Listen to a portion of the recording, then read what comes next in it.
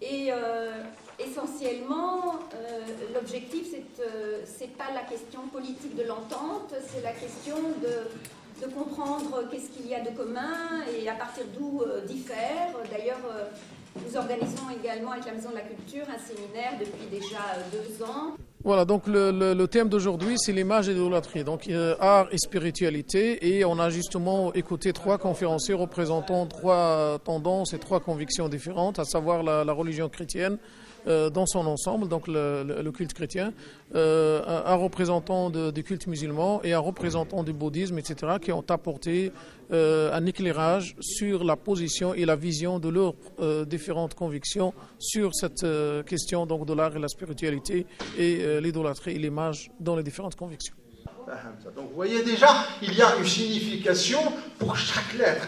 Et il y a même une science qui est dédiée à cela dans la liturgie islamique et qui est dans le cadre de ce qu'on appelle les sciences islamiques, et est une science qui est très profonde, et on peut dans la calligraphie retrouver beaucoup d'éléments. Vous savez très bien que Ibn Arabi, le grand saint soufi, a écrit des trucs sur la calligraphie, et il a écrit aussi un livre, Al-Lawh wal-Qalam, c'est-à-dire le tableau et le crayon, où il a vraiment fait preuve d'une grande érudition sur ce plan-là. Pas seulement sur la signification de la calligraphie, mais aussi sur la spiritualité. Donc malheureusement, je n'ai pas beaucoup de temps pour parler de tout ça. C'est pour cela que je joins mon opinion à la vôtre. Oui, c'est vrai. Oui, ça pourrait avoir vraiment un apport très, très, très intéressant sur le plan de l'étude, je dirais, même sémiotique de l'image, parce que c'est une image calligraphique.